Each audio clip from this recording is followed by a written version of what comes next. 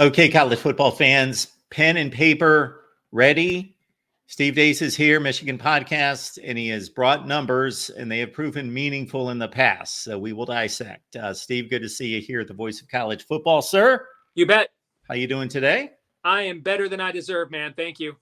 Absolutely. Well, let's dive into it. So Steve has a formula in which he delivers his power rankings, computates those, and then he combines them with schedule analysis, and he will put together his college football preview and predictions. So we are focused on the power rankings, which include for each team in the power four depth, coaching, quarterback, running back, wide receiver, tight ends, offensive line, defensive line, linebackers, defensive backs, special teams, and of course, that is totaled.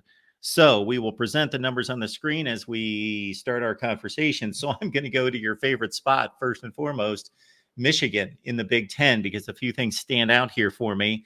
Of course, you've got a defense that you rank as number 1, 2, and 2 in the 3 units on that side of the football, despite Ohio State and what they've done on that side of the ball. Iowa, Penn State, not as talented as they were last year. So in a defensive-minded league, Michigan still has the best defense. I think so. I mean, I think the defensive line that won the game against Alabama, every one of those players that were in on those plays returns for this year. I don't think there is a more athletic linebacker tandem in the country than Ernest Hausman and Jayshon Barham, who I think could play his way into being a first-round draft pick next year. And then with the secondary, I mean, there's a reason why EA Sports has Will Johnson its highest rated player overall. They had a depth issue at safety. They were returning 3 very good safeties in Quentin Johnson, Markari Page, and Rod Moore. Rod Moore blew out his ACL. It's iffy whether he'll play this year. So they needed a third safety. So what did they do? They went and took a starting safety away from Michigan State. They took a starting safety away from Tennessee. And you got to figure one of those guys will be good, right? You don't need them both to be. You just need one of those 2 guys to be a high-level Big Ten starter. And Jared Mangum's already proven that he is one. For example, he was honorable mention All Big Ten a year ago. So they've plugged that in. I think that, but I mean, the 2 teams you just mentioned, by the way, I mean, let's not undersell it, Mark. They factor pretty prevalently in my defensive rankings. I mean, I think it is very possible at the end of the year, when adjusted for opponent strength of schedule, the top 3 defenses in the country are going to be Iowa, Ohio State, and Michigan. It just in some uncertain order. And I think at the very least, all 3, barring one of them facing a rash of injuries, all 3 of them will be in the top 5 nationally. So it's not like I'm, gutting those teams by any stretch of the amount. You want to jump in the chat and say, hey, I think JTT and those guys and Tyleek, Williamson, all those guys ought to be number 1 defensive line and Michigan be number 2. I mean, okay. That's like asking me which ice cream's better, mint chocolate chip or chocolate chip cookie dough. I mean, I have an opinion, but I think they're both tremendous. So if you like the other, and that's great, So I'm hardly underselling those teams in those same rankings if you look at them. And I do it this way, and I rank, as we'll see as you go through this spreadsheet. By the way, I've never shared this publicly before. Okay, so I've been doing it this way for when I started I used to just look at returning starters and schedules. Used to be able to do things like that, kids. We can't do that anymore, And so when it was very clear some more advanced forms of analytics are going to be involved. I mean, there's a lot of great power rating systems. You could use other people's power ratings with kind of your own opinion and imposed, and I'm fine with that too. But I also like doing my own homework and coming to my own conclusions, and then I'll compare them to what other people have. And if other people I think are better than what I have, then I'll submit to that. But I thought it was important for me to build the nuts and bolts of my own power rating. And so then how to do that, because I also have 3 other full-time jobs. Okay. And so I don't have the time to compare, from Georgia, to Louisiana Monroe, team 1 to team 134, everybody's units and everything against everybody. I just don't have time for that. Okay. And so what do I have time for? Plus, I don't even think it's necessary, honestly. You don't need to know what Georgia would be favored over Louisiana Monroe in a neutral field. If they don't play, who cares? Who do you play? Well, every one of the Power 4 teams, at least 60% of their schedules every year are against their own conferences. And then you throw Notre Dame in with the ACC, as I do, and that's about 40 to 45% of Notre Dame's schedule every year. So what's really relevant then is how you compare against the teams that will make up the bulk of the narrative that determines your season. You know, I mean, Michigan versus Texas at the beginning of the year is very random. They don't play very often. All right, they played one time ever, and it was in a Rose Bowl that went down to the wire. It's early in the year. I mean, we're replacing 13 NFL draft picks. They're replacing 10. You know, we saw last year, Texas went to Tuscaloosa, won fairly convincingly by Alabama home game standards. But then at the end of the year, they were both in the college football playoff. A lot can change in 3 months. And so whenever you're doing handicapping, you're looking for constants so that there's the least amount of variance as possible. And the constant to me is that what is more relevant than anything else is how you stack up against the other teams in your league. And so that's why I do it that way. And so, yeah, I've got, Michigan ahead of Ohio State and Iowa in my defensive rankings. But if I did them 1 through 134, they might be 1, 2, and 3. You see what I'm saying? Absolutely. Yeah. And Steve, I actually think that there is more validity to those percentages. I think you're being conservative on the validity there, because think of it this way. While conference games make up 67 or 75% of your schedule based on the 8 or the 9 game season, Mm-hmm. 2 of those other 3 games are typically inconsequential because Correct. the Power 5 defeats the Group of 5 and FCS teams over 90% of the time. It's like 91, right. 92%. Why would I care? The odds that I'm going to find a variance line in the spread we'll stick with the team I know best, my own, since you brought them up first. The odds that if I do a power rating for both Michigan and Arkansas State, the idea that I'm going to find a variance in that power rating that would make a spread that is likely to be like 27 points worthy of betting on is not high. Now, I think in the total, you could find all kinds of variance, right? Okay. But power ratings don't tell you what totals should be. They just tell you what margins should be, And so I think that is another reason why, I'd much rather, as you pointed out, I'd much rather work smart than hard. In addition to just speaking to the ranking itself, but the narrative, the topic here was Sherrone Moore. So you got him smack dab in the middle of Big Ten coaches with a 9 power rating. So I guess that would rank him number 9 in the Big Ten. How much did the 3-game stretch at the conclusion of the season, how much did that prove to you his worth as a head coach? It's one of the highest debut scores I've given a brand new coach. It's right up there with the score I gave to Ryan Day when he took over, because he also had a 3-game audition. Now, his 3 games, TCU was a neutral site game, if I remember right. And they were okay that year. I mean, nothing like at Penn State and top 5 Ohio State. But it was very clear that Urban Meyer had also turned the offense over to him. They had evolved from the power quarterback featured powered running game that Urban has, relied upon throughout his career to more of a pro-style passing attack, and that's clearly Ryan Day's fingerprints. And so I made the decision to just judge Sherrone Moore the same as I did Ryan Day, because you can as we discussed with my coaching ratings, I could have just graded Ryan Day and Sherrone Moore higher in their non-Power 5 coaching resume, or I could have applied the games they won as interims to their actual coaching resume. And I just did the former, but the points would have ended up the same. It wouldn't have changed where Sherrone Moore was rated at all. I completely agree, because what we're going to hear is Ohio State fans are going to point out that Ryan Day had to take the entire team and program on his back for 3 weeks while Urban Meyer was removed. Mm-hmm. Michigan fans are going to counter with, well, Sherrone Moore had to take on tougher competition in more meaningful games, and both are true. I think there's one move that was talked about a lot the last few months, because it really affected people's perceptions of J.J. McCarthy as a draft pick. Okay. And it was to show you, yeah, I agree that having a Hall of Fame coach there to help prepare you all week long makes a difference. I wholeheartedly agree with Buckeye fans on that. Okay. But the balls, for lack of a better term, that it took for Sherrone Moore in the late first quarter to basically scrap the game plan they had at Penn State, where they from the jump, we were playing a guard at tackle, and he could not guard either, Chop Robinson or the other guy, Deace Isaac, who's also a top 100 draft pick. It didn't matter what side we put him on. He couldn't block. J.J. McCarthy got banged up early on. He's a sitting duck back there.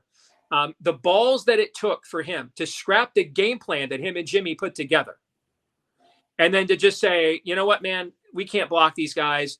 So I don't think they can stop us. We ran it down their throats last year. Let's do it again. And to make that call yourself, and in that stadium and in that setting, that takes some real balls. And I think he deserves a lot of credit for that. You've got Ohio State as the number one team in the Big Ten with a 12-point lead over Oregon. Is your thought here, because we've seen Vegas come out with odds and other sites that actually favor Oregon, even though Ohio State seems to be the narrative favorite in the Big Ten because, number one, they've got a better quarterback. Mm-hmm. And then number two, they play the game at Oregon. So you do have the Buckeyes, though, as the best team in the Big Ten. I do. And that kind of margin means that I would make them a prohibitive favorite to be the number one seed going into the Big Ten championship game. And if you look at the rest of the spreadsheet there, you're going to see the margin between Oregon, Michigan, and Penn State is much closer, according to my power ratings, than the margin between Ohio State and Oregon. Now, if you're handicapping that game situationally, there are reasons to pick Oregon. They're tough to beat at home, number one. And number two, they're going to have the better quarterback there. I mean, I think it is very possible Dillon Gabriel is putting together a college football Hall of Fame level career when his career numbers are all said and done. All right. And so if situationally, it's a tough spot for Ohio State. But I'm not handicapping that game. I'm handicapping an entire season. And Oregon has to go to Michigan later in the year, in November, in fact. And you got to figure that by then, Michigan will have some form of an offensive identity. It may or may not be, it may or may not be a lucrative one, but it'll be at least stable by that point in time in the season. Steve, it's interesting to me that when it's all said and done, when you throw it all together, you've got USC and Iowa virtually dead even, but they're the complete antithesis of one another. Of course, USC is trying to fix their defense with the new defensive coordinator who did wonders, D'Anton Lynn at UCLA. And then, of course, Iowa's addressing the offense with Tim Lester and a new quarterback, or potentially a new quarterback. Even Cade McNamara, having played only about 3 games last year, would be, in a sense, a new quarterback. And maybe they get better quarterback play than they've had since Nathan Stanley. So I think both teams will actually improve on that side of the ball. Number one, it's hard for either one to be worse. But I remember I got to be involved. I got to be inside Michigan's program very early in Hoke's first spring practice and see their very first full scrimmage. And I did a coaching clinic with then defensive coordinator with the Ravens, went to Notre Dame, left us to go to you guys. Greg Maddux? He walked us through the film of the previous Greg that was Michigan's defensive coordinator, Greg Robinson. He was terrible, so I remember him. Okay. And he was showing us in the film room how out of position Michigan's linebackers were on virtually every snap. And he looked at us and he said, now, we have the exact same linebackers we had a year ago. I can promise you, we're going to be a lot better on defense because that bleep ain't happening this year. Okay. And I think with D'Anton Lynn, that he's that kind of a DC from what we saw at UCLA. Their numbers were terrible before he got there. There was an instant turnaround. I think there will be, I would call it professionalism, a competency level that USC's defenses have not had. I'm actually more concerned that they will not be as prolific on offense. I don't believe the Miller Moss experience based off of one game against backups in a bowl that nobody cared about. I mean, they were heavily involved with Cam Ward and others in the transfer portal until that bowl game. Okay. So I think there's actually going to be some variance. And when I say variance, it's still Lincoln Riley offense. They're still averaging 35 a game. Okay. But in this league, they need to average probably more than that. And I think that there's likely to be some variance the other way on offense to kind of offset the improvement on defense. For Iowa, what I would do, I would absolutely make sure there's a quarterback competition. I mean, I love Cade McNamara for obvious reasons, but he has not played really good football in 2 years.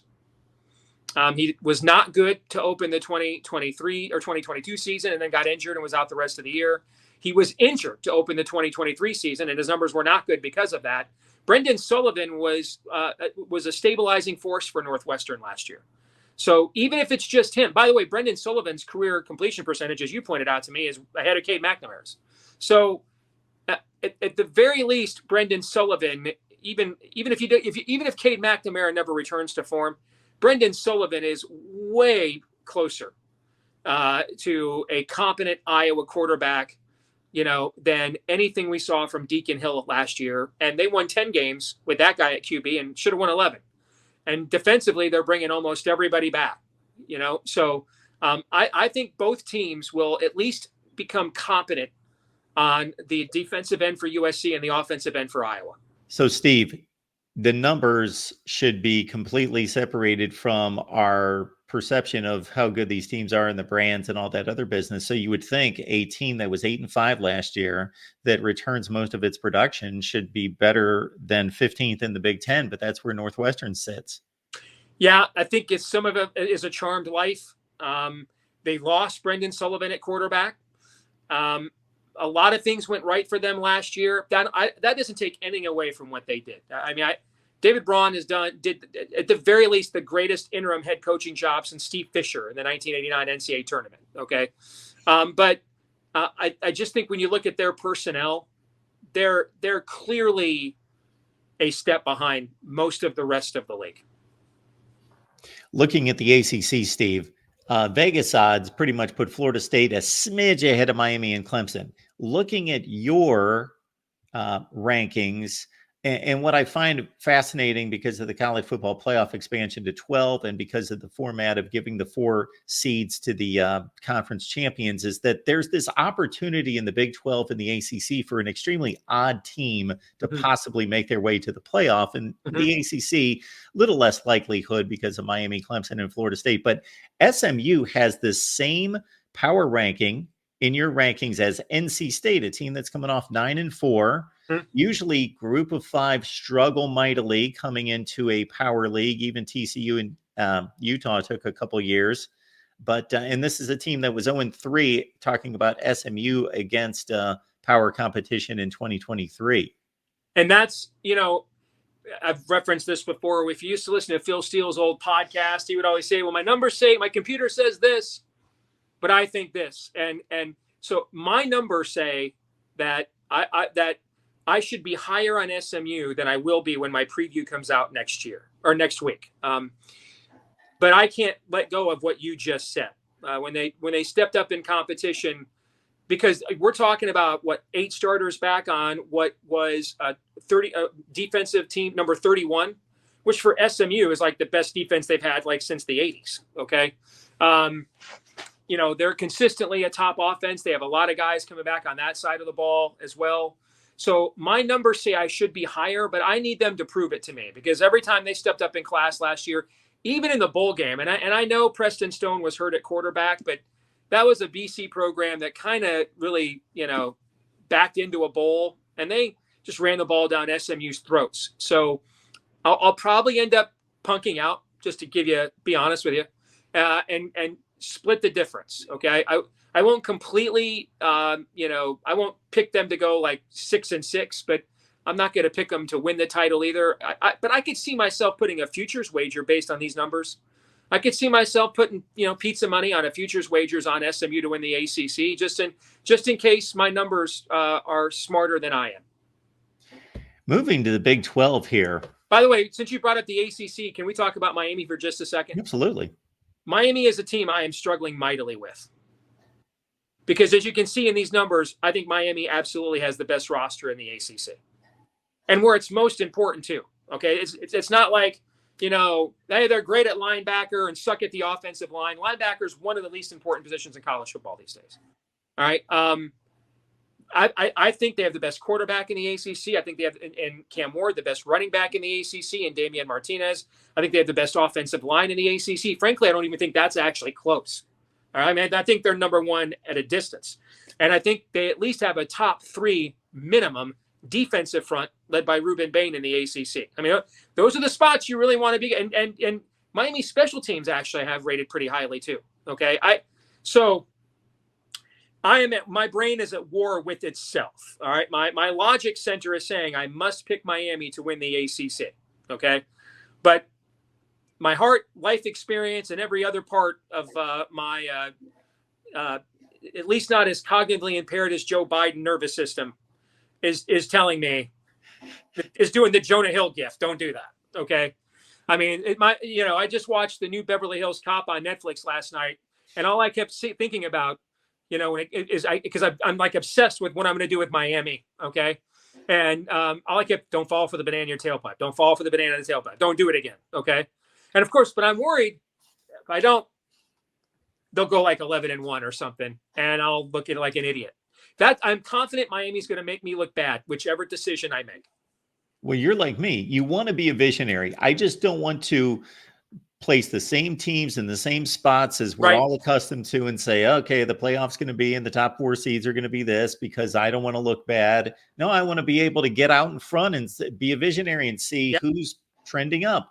And Miami, to your point, even when they haven't had it set up this well, you look at them versus their, Mario Cristobal inherited a top 15 roster even before he's done work on it with top 5 recruiting classes.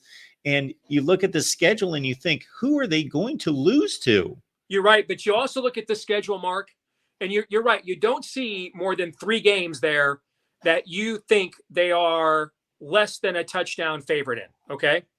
But this is also where, again, there's a human touch here. Not all these games are created equally. If they lose that first game in the swamp against Florida on the road, the amount of pressure that is going to be brought to bear at that point in time. You see what I'm saying? 8 months of buildup, and you lose that very first game. That would not be the same as if you lost to Florida and you were 4-0 and then went on the road and lost. I mean, all this pressure and everything else, and you go in there right from the jump and lose to them. That's again where it's you again have to add you can't just do this all with math. There must be a human touch, because that game on the road, losing it to start off the year and the tone it sets and what it does with how the media covers the team and the energy around the team is much different than if you're 4-0 and then go there and lose. And though Florida has this reputation as, okay, just because of the schedule, this is a dead team. They're not going to do anything this year. Billy Napier's got one foot in the grave. Your power rating, it's absolutely, at the very least, it's still a top 30 team. At least. Exactly. Yeah. Phil Steele has them inside the top 20. Now, when he puts that together with the schedule, they're number 50. That's how egregious it is. They still beat Tennessee at home last year. Utah came in for a primetime game 2 years ago when they were on their way to a 6-7 season, but they beat Utah. That's a difficult assignment for Miami. I completely agree. Absolutely right there. And then we move on to the Big 12, which is considered the most balanced conference. Anyone can beat anyone. I think if you take away the top 3 and the bottom 3, that is largely true. But I didn't necessarily see the bunching of teams as much as you might anticipate, although I saw a middle 5 within 9 points of each other. So that's what that is. But you came up with the same dark horse to a certain extent, Steve, as I did. I posted a video a few weeks ago and said, don't be surprised if Iowa State makes the college football playoff. Completely agree. I mean, the winner of this league is going to do it, obviously. Iowa State has the longest power conference title drought in all of college football. Even Vanderbilt won a title, I want to say 1920 something. Yes. But Iowa State has not won a conference championship since the year the Titanic sunk. Yes. In football, anyway. I mean, basketball, they've actually won a few here in the last decade plus. But you're looking at one of the leaders in returning production in all of college football. Them in Utah are basically built differently than every other team in this league. I mean, they're built. You can tell this is a Mount Union defensive tackle from Ohio. That's the head coach of the team. They're built inside out. I think it's the best combination of offensive and defensive line together that Campbell has had. I think he had a better defensive line in 2020 when they won 9 games. I think he's had better offensive lines than this one. But I think a lot of times it's been one or the other was rebuilding. I mean, they were one of the youngest teams in college football heading into last year, and then they played 18 more freshmen on top of that. So the depth and everything there has kind of it's all ripening and coming to age comprehensively on the roster kind of at the same time. And I think there's a 2-year window here for them because they also found the quarterback. I mean, none of us knew who Arako Becht was at this time a year ago. And then all of a sudden Hunter Deckers gets, implicated in the gambling scandal that apparently wasn't now. But he's now moved on. And Rocco Becht, boy, if you saw him in that Ohio game when they could not move the football, he had a deer in the headlights. You're thinking, oh boy, they're going 3-9. But it was very clear, and he had that kind of moment that I think young quarterbacks have, where they finally figure out that you actually gain the coach's trust by showing that you're able to some degree, measurably take the risk of going outside the offense to make a play, rather than believing every play will work as it is drawn up and the other team can't stop it or isn't prepared for it. You know what I'm trying to say? Sure. Like there's a tug of war with young quarterbacks and coaches. Okay. If the young quarter, it's like, Rick Neuheisel once, who's of course a great quarterbacks coach, once made this analogy: coaching a quarterback's like giving your kid the keys to the car. All right. That you don't want them the first time you give them the keys just to drive all night and it comes back and clearly they went four-wheeling on it. Okay. You don't want that. All right. But you also, if you don't trust them, if 3 months after giving them the car, they don't go anywhere, but then down the street to the gas station there, you see what I'm saying? I mean, there's a give and take here in that relationship. Yeah. And so it's a process at first, but then you need to take some risks as you gain experience so that I know you can handle things when you get on the road that, you can't control. And that's a great analogy. And I think Rocco Becht last year was, I got to follow the game plan. I got to do this. I got to do that. I got to do this. And it was a very pedestrian offense. And I think after that Ohio game, he reached that moment where he's like, I got to play some freaking I got to play some bleeping football. Okay. So yeah, we're calling the play the coach played, but if it ain't there, man, I got to make a play. And you could see as the year went on, more and more, Matt gave him more and more trust. And I think they have excellent receivers. I think they have a young running back. You saw him explode on the scene against K-State last year. I think that they're being a very overlooked team this offseason, I think. Yeah, calculated risk is the key to success in just about any industry or endeavor. But these quarterbacks are asked to do it in a split second, of course. So, yeah, it is difficult. So the trust comes with more and more success with less on the line. You drive down to the grocery store and then you let them go out on a date eventually. And then it proceeds from there. The SEC, is it still the best conference in college football? Taking a little break from your power rankings, do you think that margin still exists over the Big Ten? I don't think the top of the SEC is any better than the top of the Big Ten. The depth of the SEC, I think, is clearly better than the depth of the Big Ten.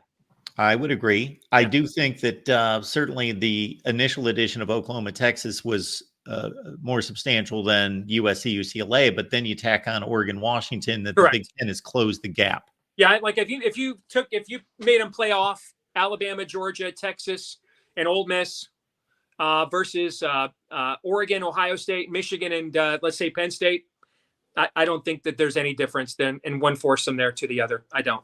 Agreed, and that's I think teams 8, 9, and 10 are where we get into the differences, I think. Yeah, and that's what's going to be important going forward. So for the nerds like us that are measuring 1 through 18 and 1 through 16, we may be able to say, oh yeah, Vandy's better than Purdue, or whoever, South Carolina is better than Illinois, and that's going to be our differential. But for the people that care as College Football Nation, they're only going to care for who's going to compete for a national championship. And I think the Big Ten has met that challenge going forward. We will see it play out on the field. So did anything surprise you about your SEC rankings? Because really nothing stood out to me. I think there are clear tiers Tennessee, or half tiers. The creative side of my brain went into this anticipating that Tennessee was going to be my surprise kind of playoff team with the young quarterback. That there's and that's where you can find an inefficiency. If you like a Lamar Jackson who started out in a bowl game out of nowhere, ran for a bunch of yards, and so just on a flyer, I bet him at like 40-1 to win the Heisman, and then he does. Okay, now I only bet like $10, so I didn't win that much money. Okay, but I think with Tennessee, what we saw with the young quarterback there against Iowa's defense. There's that kind of potential for them to be a high margin team that everybody's overlooking. I love their defensive front too. One of the best in the country, led by maybe the number 1 pick in the NFL draft. So I went into this anticipating that I was going to have Tennessee be one of my darlings. But when I ran the numbers, there are still some, I mean, don't get me wrong, solid top 25 team, but there were still some roster concerns. LSU turned out higher than I anticipated. Because again, just before you get into the nitty gritty, you're like, well, they lost Neighbors, they lost Daniels. Okay. Then you start, but then you look at the numbers. I think it's the best offensive line returning in college football. And if it's not, it's number 2 in my power ratings. I think they've upgraded a defensive coordinator with the change that have been made there. Hard to believe with the way they recruit, they'll just continue to be mediocre plus on defense year after year. LSU, I would have guessed going in that LSU and Tennessee would be flopped. They'd be switched. And what ended up happening when I ran the numbers, I ended up coming away not as high on Tennessee as I anticipated and higher on LSU than I anticipated I would be. I will say, when we talk about Ole Miss, they're a fascinating team to me. I from a playoff perspective, and I'm sure we'll get into this more next week when I release my final preview and projection of the season, because other than Miami, the other thing I'm going back and forth on is Ole Miss and Notre Dame for my final at-large berth in the college football playoff. And the reason why is they have the same schedule. Now, they're different teams, but they each play like 3 tough games and then nobody else. And the problem with that is I really believe that I think that what has not been discussed enough this offseason, Mark, I know Ward Manuel a little bit. He's my AD. I know how he thinks. Okay. And this idea that if you play if in a 12-team playoff, if you play a bunch of scrubs, or you played a 10 soft games and you're Ole Miss and you only had 2 really tough games at LSU and home against Georgia, and you lose them both, and a 9-3 team that played a lot harder schedule isn't getting in over you, I don't think that's what this committee is going to do, Mark. I think they're going to be much more like a college basketball selection committee. I think quality of wins, strength of schedule is going to matter a lot more. Okay, I don't think there's any stigma about 2 and 3 loss teams like there were in the 4-team playoff, where we never had a 2-loss team ever in the 4-team playoff. I think that's all going to be out the window. And if I were an Ole Miss or Notre Dame fan, these schedules would worry me. In the old college football, I'd love these schedules. I could go like West Virginia 88 and go undefeated, and play. But we're not playing that game anymore. And I think with the amount of money at stake now and more of an open system, strength of schedule and quality of wins, just imagine your Ward Manuel. You're out there every week doing the college football playoff rankings, and Ole Miss has lost its only 2 games that matter, and you're going to justify ranking them ahead of, say, his own team, Michigan. All right, so Michigan's got 3 losses, and Ole Miss only has 2. All right, but who's like Ole Miss's best win? If he doesn't win those 2 games, there's not a lot. There's like no good wins. Like if Ole Miss doesn't win those 2 games against LSU and Georgia, like its best win is Florida, and that's at the end of the year. And who knows if Billy Napier's fired if it's against an interim coach. Same thing gets to be said about Notre Dame. They've got A&M at the beginning, USC on the road, USC at the end, both on the road. In the middle, they play Florida State at home. Okay, that could be a nice win. But if they lose those 2 bookend games, they play 12 games. They've got 1 win because there's not another. It's not a year where Notre Dame is playing those 3 teams, but then BC's at least, like fringe top 25 kind of, or Michigan State is. Like their schedule, Notre Dame's schedule after those 3 games, Mark, is a wasteland. Well, I forgot. Forgive me. It's Louisville is good too. Louisville's good too. Okay, so they're in a little bit better shape than Ole Miss. But if Ole Miss doesn't win one of those 2 games, against LSU or Georgia, I mean, there's not a second-tier group of wins there. You don't want that kind of a soft schedule. You actually want an opportunity to absorb a loss against an elite team because you're going to beat a couple of also pretty good ones. You see what I'm trying to say? So I've really gone back and forth on what I'm going to do with Ole Miss and with Notre Dame for that last playoff spot. Yeah, you want to make sure one thing's on your schedule, and that's that you beat at least one good team. You showed that you could beat a good team. And number 2, that your resume is absent of looking embarrassed against anybody, that you were playing the best teams on your schedule and you were playing them tough, even if you lost those games. Yeah, I mean, another factor here is let's say both Ole Miss and Notre Dame are both 10-2 at the end of the year.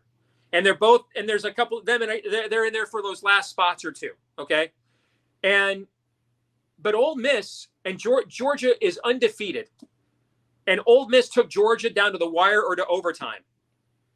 That is a better loss than Notre Dame could possibly have win on its schedule. You see what I'm saying? Sure. So I think that I've really gone back, and if I had to guess, I'll probably pick Ole Miss because I just think overall their personnel is better than Notre Dame's. But I have switched that in my predictions like 3 times in my preview already. I've really wrestled with what to do with that, because you'll see when my ranking, my projection for the college football rankings come out, you're going to see a 3-loss team ranked pretty high, because I absolutely believe that strength of schedule is going to matter a lot to this committee, a lot. Especially because it's not the selection committee that comes out one time on one Sunday in March and just has to endure 15 minutes with Jim Nance and and it used to be Billy Packer, but now the new crew, and put up with their questions and go. Ward Manuel's out there every week. Mark, how many Ward Manuel press conferences have you covered? I'll answer for you. 0. He doesn't talk to the press, Mark, unless it's a coaching hire. He's not an AD he doesn't. The idea that he's going to go out there and just is prepared to spin BS. No, Ward Manuel's going to want data. He's going to want evidence. He's going to want his talking points nailed down. He's going to want the least amount of subjectivity as possible before he's put out there in front of those cameras. And so what's he going to do? How's he going to get that? You're going to put a lot based on what teams did on the field and who they decided to play and who they didn't. And I think that's going to be a huge factor in this selection process. And I don't think a lot of people are. So when I keep hearing this analysis, it kind of reminds me of my political job. People analyze politics still like it's 2005, and it's not. Okay. And there's a lot of, what a favorable schedule for Ole Miss. They don't play these guys. It's not. That's not favorable, guys. It's the other way around. Okay. This is not who are the last 2 teams to get into the BCS. This is not, who went undefeated, and AP voters just put that team number 1, like BYU 84, when they'd probably be a 2-touchdown underdog to Washington or Oklahoma on a neutral field. Okay. It's not that era anymore. This is going to be much more like basketball, where the strength of your wins and your resume overall, you've already seen some of that in how they've done it in the 4 team. And that's going to, with the 12 team and way more variance now and more teams to pick, they're going to rely more on that kind of data, I think, than ever before. So while you are probably right, and I hope you're right, I think people are laying back on this fact that we've run the models, you've run the models, you've taken the previous years, put it in the 12 team, 10-2 gets you there, especially in the Big Ten or the SEC. 9-3 drops you into that maybe 20 or 25% chance of making it. And therefore 10-2 in the SEC, regardless of what your schedule is, going to have to be seen to be believed by many that team is going to be left out. Well, imagine this scenario. 9-3 LSU who beat Ole Miss versus 10-2 Ole Miss. What if it's another team in the SEC? You see what I'm saying? Sure. Okay? Yeah. Because we're not. Some years we'll be sizing those Big Ten and SEC teams up against a second or third team out of the ACC or a second team out of the Big 12. But Mark, most years it's going to be sizing them up against other teams in the SEC and the Big Ten. You see what I'm saying? Sure. Just look at last year. Louisville, not going to get to the college football playoff. Oklahoma State, not going to get to the college football playoff as second place teams in those leagues. You've breezed by LSU a couple times and addressed them. You know what I find fascinating is the mirror image that LSU and USC are. They lose Heisman Trophy quarterbacks who were supermen on their teams. Now they give way to more traditional pocket passers who are going to be molded by their offenses. They lose. They bring in defensive coordinators who are supposed to fix all the ills. I generally have the same confidence level of each playing in a Power 2 league. They've both got top 10 coaches in the sport. I would have Brian Kelly a top 5 coach. So in that scenario, I favor LSU because we've seen more of that quarterback in meaningful action, and the fact that he did not go anywhere. I mean, he could have started at 30 other schools the last year if he wanted to. The fact that he stayed tells me they paid him very well, and they paid him very well because they think he is absolutely a big time player.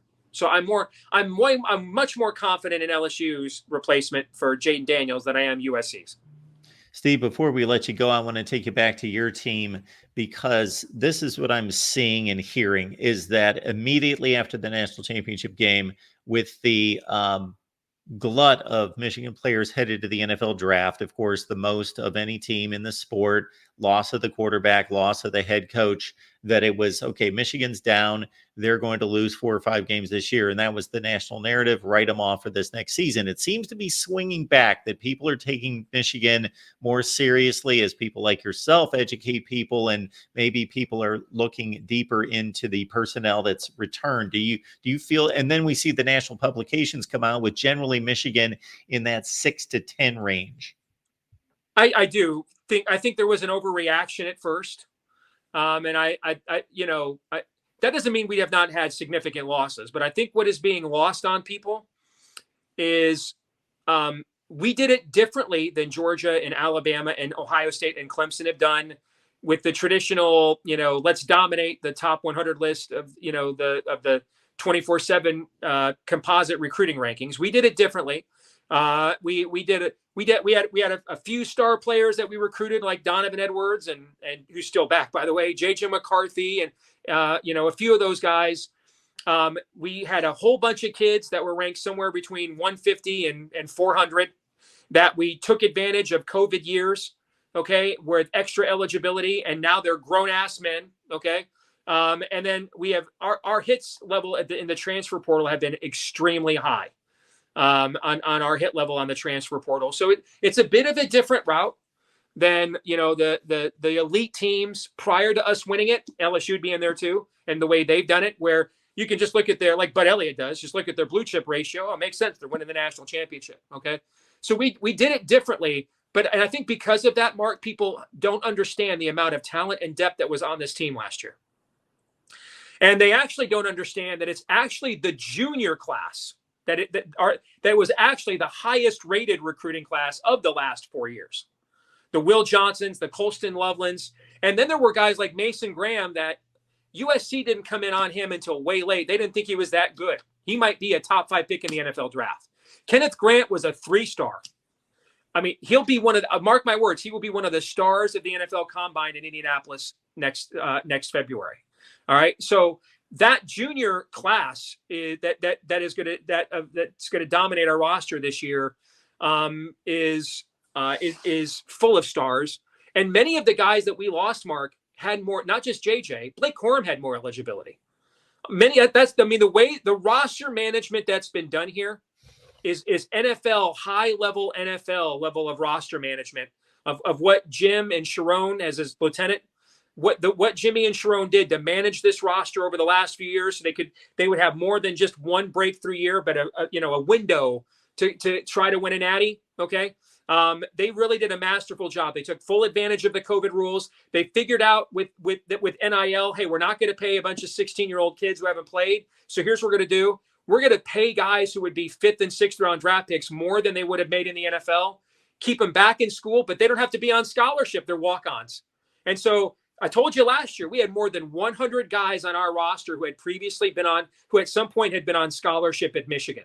So they ingeniously figured out, if we can't beat Ohio State and Alabama and Georgia and now Oregon with the money Phil Knight's throwing around, if we can't beat them for the top high school players, then we'll just do, top 10, 15 classes, and we'll figure out how to keep our guys here and retain them longer. Now, so I knew our frontline players are going to be very good. What I was concerned about heading into the spring is what was the depth behind them.